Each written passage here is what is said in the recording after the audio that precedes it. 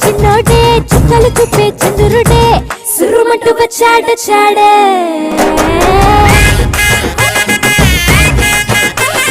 గంధము గట్ట పూయండే బిందులు సిద్ధం చేయండే దున్నదంతా పట్టించేయండే కట్ట కట్టి అందాలన్నీ నా మీదకి వస్తుంటే పట్టి పట్టి నన్నే చూసి కవిస్తూ ఉంటే ఎట్ట తప్పుకుంటా చెప్పండే హే హే హే